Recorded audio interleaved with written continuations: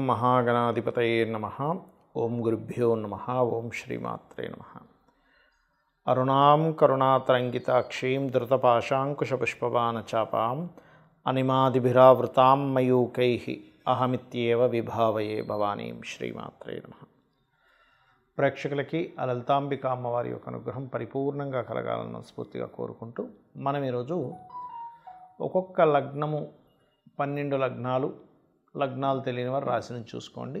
జన్మించినప్పుడు ఆ యొక్క లగ్నం యొక్క ప్రభావం వల్ల మీకు స్థిరకారకత్వాలు అంటారు. అంటే లగ్నాధిపతి ఎవరు, ధనాధిపతి ఎవరు, తృతీయాధిపతి ఎవరు, చతుర్థాధిపతి ఎవరు, దీన్ని బట్టి మీకు ఎదగలేకపోతున్నామంటే కారణం ఏమిటి, ఫైనాన్షియల్గా సంపాదించలేకపోతున్నామంటే ఏమిటి, అన్నదమ్ముల మధ్య నుండి సఖ్యత కానివ్వండి, విద్యా విషయం కానివ్వండి, గృహ విషయం కానివ్వండి, వివాహం కానివ్వండి, ఉద్యోగము, వ్యాపారము, ఇన్వెస్ట్మెంట్స్, ఇలాంటివన్నీ కూడా మీ యొక్క జన్మజాతకంలో మీ గ్రహబలం ఎలా ఉందో చూసుకొని ఏ రకంగా నిర్ణయం తీసుకోవాలి, ఏ రకమైనటువంటి రూట్లోకి వెళ్తే మీరు బాగుంటుంది అనేటువంటి అంశాలు చెప్తుంది. నేనైనప్పటికీ కూడా చెప్పిస్తుంది సాక్షాత్ లలిత అమ్మవారిగా భావిస్తూ ఒక్కొక్కటిగా మనం తెలుసుకుందాం. ధనుర్లగ్నము, ధనస్సు రాశి. ధనస్సు వారికి ఇక్కడ మనం అర్థం చేసుకోవాల్సింది, ధనస్సు లగ్నంలో పుట్టాము అంటే వీళ్ళకి పూర్వజన్మ కర్మ దేంతో కనెక్ట్ అయి ఉంటుందంటే శుక్రుడితో ఉంటుందండి. శుక్రుడు చాలా మెయిన్ రోల్ ప్లే చేస్తాడు పూర్వజన్మ కర్మని ఇచ్చేటువంటి విషయాలు. అందుకే శుక్ర రాసుల్లో, ఆ 2 రాసుల్లో కూడా ముఖ్యంగా ఏదైనా ఒక గ్రహం ఉంది, అందులో ముఖ్యంగా వృషభంలో ఏదైనా గ్రహం ఉంది లేదా శుక్రదశ వచ్చింది, మీరు డ్యామ్ షూర్గా చూసుకోవచ్చు. శుక్రదశ రాగానే వివాహ జీవితం విషయంలో కొన్ని మార్పులు వాళ్ళకి ఖచ్చితంగా జరుగుతాయి. అంటే అలాగా జీవిత భాగస్వామితో తెలియకుండా కొన్ని ఎడబాట్లు, అంటే వీళ్ళు విదేశాలకు వెళ్ళడం, ఆ అమ్మాయి ఇక్కడ ఉండడం, లేదా ఆ అమ్మాయి విదేశాలకు వెళ్ళడం, ఈ అబ్బాయి ఇక్కడ ఉండడం, లేదా మరింత తీవ్రంగా పాడైతే మొదటి వివాహం విషయంలో చిన్న డిస్ప్యూట్స్ రావడం, ఏదో ఒక కారణం చేత వీళ్ళు దూరంగా ఉంటుంటారు. అలాంటప్పుడు అందుకే మనకి శాస్త్రం ఏం చెప్తుందంటే ధనుర్లగ్నంలో పుట్టినప్పుడు శుక్రదశ వస్తుందన్నా, శుక్రరాశుల్లో ఉన్నటువంటి గ్రహాల యొక్క మహాదశలు వస్తున్నాయన్నా మీరు చేయవలసింది ఏమిటంటే, పురుషుడైతే అర్క వివాహము, స్త్రీ అయితే కుంభ వివాహము చేసుకొని వివాహం చేసుకోవాలి, గుర్తుపెట్టుకోండి. అలాగే మరొక విషయం ఏంటంటే ఇక్కడ దీంతోపాటు ఈ కాంబినేషన్ ఎప్పుడైతే ఇలా ఉంటుందో మీరు ముఖ్యంగా చేయవలసినటువంటి విషయాల్లో ఈ ధన తృతీయాధిపతి శని అయ్యాడు కాబట్టి, అయితే సహజంగా గురువు లగ్నమైనటువంటి ధనుర్లగ్నం వారికి గైడింగ్ నేచర్ ఎక్కువగా ఉంటుంది. మీలో ఉండేటువంటి గొప్పతనం ఏంటంటే ఎవరికైనా మంచి చేయాలి, గైడ్ చేయాలనేటువంటి సహజ సిద్ధంగా ఉంటుంది మీలో ధనుర్లగ్నం వారికి. అయితే ఈ ధన విషయంలో మాత్రం మీకు శాటర్నే చూసుకోవాలి. శని మీకు ధనాన్ని ఇచ్చే కారకుడు. ఆ యొక్క బలాన్ని కనుక మీరు పెంచుకోగలిగితే ఖచ్చితంగా ఫైనాన్షియల్గా చాలా బాగుంటుంది. గురువు బాగున్నాడు, మీకు విద్యలు బాగా అబ్బడము, ఒక గురుత్వ సంబంధించిన స్థానాల్లోకి వెళ్ళడం వల్ల బాగుండడం. కొంతమంది గురువు కేంద్రంలో ఉంటాడు, లేకపోతే లగ్నంలో ఉంటాడు. లగ్నంలో ఉన్నప్పుడేమో బిజినెస్ లైన్స్లోకి ఎక్కువగా వెళ్తారు, కేంద్రంలో ఉన్నప్పుడు అంటే 4వ స్థానంలో ఉన్నప్పుడేమో గురుత్వ లక్షణాలు, గురుత్వ సంబంధించిన ప్రీస్టులు కానివ్వండి, లేనట్లయితే టీచర్స్ కానివ్వండి, ఒక మంచి హోదాలో ఉండేటువంటి ఇవి గురుత్వం అందరూ నమస్కరించి ధనం ఇచ్చేటువంటి దాంట్లోకి వెళ్ళడం జరుగుతుంది. అయితే మీరు పంచమాధిపతి అయినటువంటి కుజుడయ్యాడు కాబట్టి మీకు వ్యయాధిపత్యం కూడా వచ్చింది కాబట్టి సంతానం కలిగిన తర్వాత నుంచి మీకు విదేశాలకు వెళ్ళడము, సంతానం కూడా విదేశాలకు వెళ్ళడము. అయితే మీకు జన్మజాతకంలో మీకు విదేశీ యోగం ఎంత బలంగా ఉంది అనేటువంటిది చూసుకోవాలి. ఇక్కడ సహజ సిద్ధంగా శుక్రుడు పాపైనందుకు స్త్రీ శాపం అనేటువంటిది ఉంటుంది, అదే వివాహం మూలంగా దోషం ఉంటుందని మనం మొదట్లో చెప్పుకున్నాం. దీనికి శ్రీమాత్రే నమః అనే నామము, లేదా వివాహ సంబంధించిన విషయంలో ఇబ్బంది వస్తుంది, వివాహం కుదరట్లేదు అనుకునేటువంటి వారు ఓం కామేశబద్ధ మాంగళ్య సూత్రశోభిత కందరాయై నమః అనే మంత్రం చేసుకుంటూ ఉండాలి. లేదా వివాహం తర్వాత మరింత ఇబ్బంది పడుతున్నామండి అని అనుకునేటువంటి వారు ధనుర్లగ్నం వారు ఓం శివకామేశ్వరాంకస్తా శివాస్వాధీన వల్లభాయ నమః చేసుకోవాలి. అయితే సహజంగానే దశమాధిపతి సప్తమాధిపతి బుధుడు అయినందుకు సర్వసాధారణంగా వీళ్ళకి ఏంటంటే వివాహం తర్వాత నుంచి కెరియర్లో కొంత గ్రోత్ అనేది ఉంటుంది. అయితే ఇక్కడ బుధుడు ఉండే స్థితిని బట్టి కూడా మీకు వివాహ వ్యవస్థ ఎలా ఉంటుంది, వివాహ జీవిత భాగస్వామితో ఉండే కమ్యూనికేషన్స్ ఎలా ఉంటాయి, ఇవన్నీ కూడా మనం లెక్క కడుతూ ఉండాలి. ఎందుకంటే కొంచెం మీకు తెలియని ఒక చిన్న ఇన్ఫీరియారిటీ వల్ల కూడా కొంత మీ జీవిత భాగస్వామి మిమ్మల్ని వ్యతిరేకించడం ఇటువంటివి జరుగుతుంటాయి.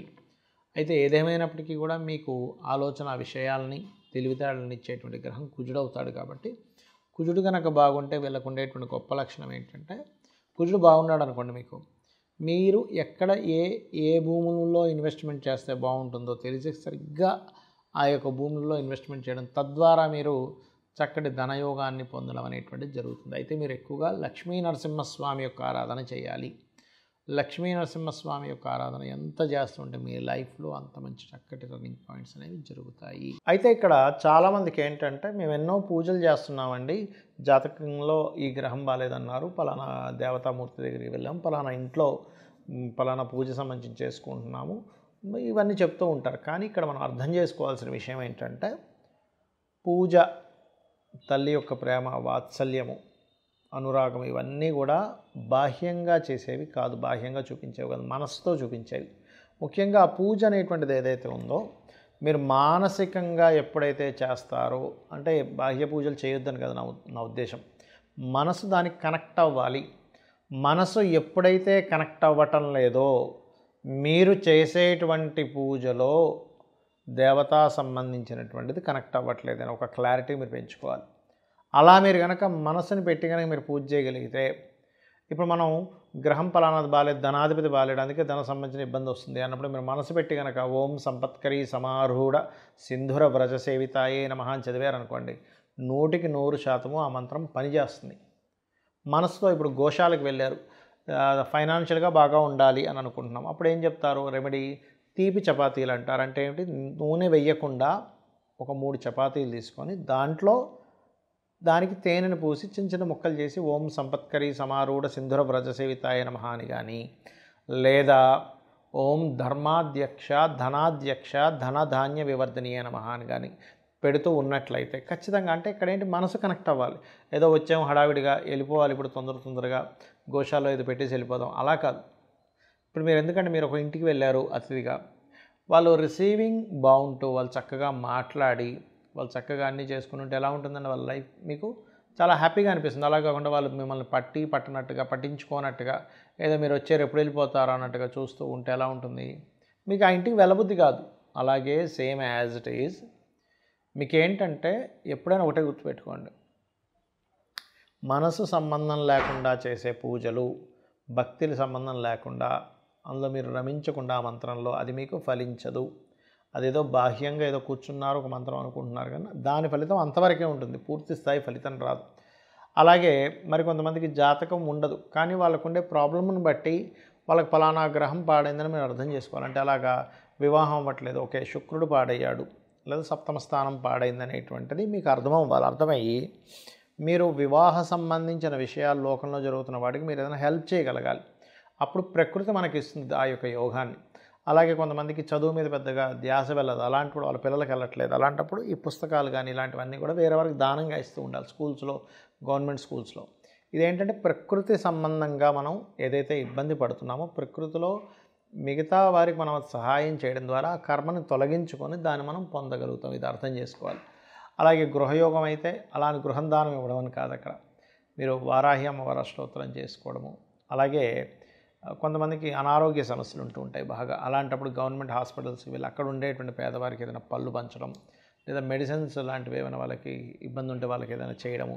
ఇలా మీరు ఎప్పుడైతే మీ యొక్క కర్మని బ్యాలెన్స్ చేసుకుంటారో అది ఆటోమేటిక్గా సెట్ అవుతుంది. కొంతమందికి చూడండి జాబ్ ఉండదు, మీరు చేసే జాబ్ ఒక 50,000, 60,000, ₹1,00,000 శాలరీ అనుకోండి. ఇంకొంతమంది చిన్న చిన్న జాబ్స్ చేస్తుంటారు 10,000కి, 15,000కి ఇలా. అప్పుడు మీకు ఆ స్కోప్ తెలుస్తుంది, పలానా షాప్లో పలానా జాబ్ రెడీగా ఉంది, మీకు తెలిసిన ఒక వ్యక్తి ఆ జాబ్ కోసం వెతుకుతున్నాడు, పెద్దగా చదువుకోలేదు, ఓ 15,000 జాబ్కైనా సెట్ అవుతాను అంటున్నాడు. అలాంటప్పుడు మీరు ఆ వ్యక్తికి ఏమంటే పలానా దగ్గర ఉందని ఒక చిన్న మాట సహాయం కనుక మీరు చేయగలిగితే మీకు ప్రకృతి ఏం చేస్తుందంటే మీరు ఇంకొకరి నుంచి పొందేలా చేస్తుంది. అంటే మనం ఏదైతే ఇస్తామో ప్రకృతికి అది మనకిస్తుంది. ఇది ప్రధానంగా గుర్తుపెట్టుకోండి, మనం ఏది ఇస్తామో అది మనం పొందుతాము. అలాగే మరి ఈ దేవతా సంబంధించింది ఎలా పొందుతాము అంటే మనకి శాస్త్రం ఏం చెప్తుందంటే మీరు గంధం, పంచోపచారాల్లో గంధాన్ని మీరు సమర్పిస్తారు. భూతత్వ సంబంధించినటువంటి ఎనర్జీస్ మనకు వస్తాయి ఈశ్వరుడికి సమర్పించినప్పుడు. వాయు సంబంధించినవి, ఆకాశ సంబంధించిన అంటే పుష్పాలు సమర్పించడం ద్వారా ఆకాశము, ధూపం వల్ల వాయు సంబంధించిన, దీపం వల్ల అగ్ని సంబంధించిన, నైవేద్యం వల్ల ఒక్కొక్క దానికి ఒక్కొక్క ఆకాశతత్వము, జలతత్వము, భూతత్వము ఈ రకంగా మనకి అభిషేకం వల్ల జల సంబంధించినటువంటి అంటే ఈ పంచభూతాల యొక్క ఎనర్జీస్ ఏవైతే ఉన్నాయో మనకి సకాలంలో చక్కగా మీకు అందడం జరుగుతుంది. శ్రీమాత్రే నమః.